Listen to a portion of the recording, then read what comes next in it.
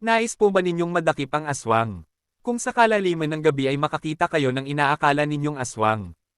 Ang aswang po ay madalas ay nag-aanyong hayop, katulad ng isang pagkalaki-laking baboy, o isang napakalaking aso. Kung gayon para sa iyo ang video na ito, ito'y hango sa banal na aklat ng occultismo.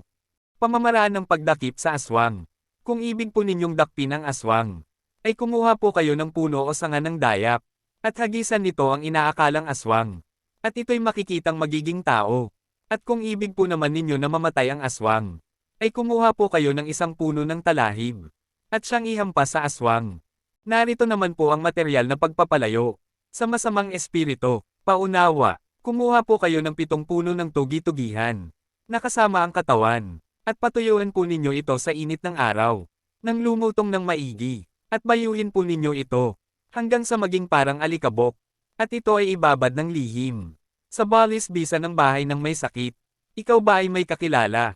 O kamag-anak na naeengkanto? O namamatanda, na nawawala at hindi na makita? Minsan ay nawawala ang isang tao, na kapag nagustuhan ng mga engkanto, ay kinukuha nila ito. Ngayon ay narito ang isang pamamaraan, upang maibalik ang taong nawawala. Ito'y hango sa banal na aklat ng occultismo. Konsagrasyon sa mga taong naeengkanto.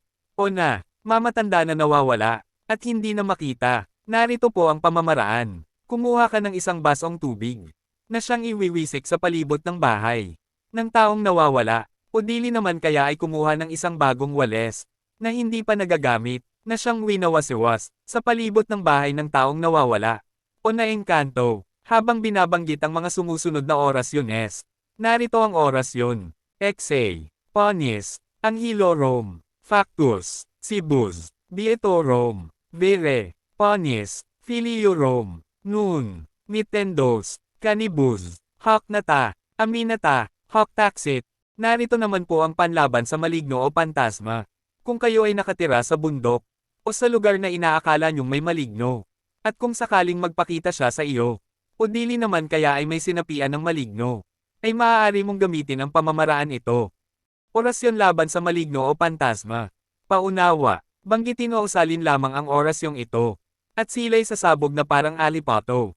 Narito po ang orasyon. Jesus, Igosum, Verebom, Corom, Paltom, Cor, Abit, Seolarom, Amen, Noctar, Raiban, Biranter, Home, Senorom, Nobet, Sibet, Bovhom.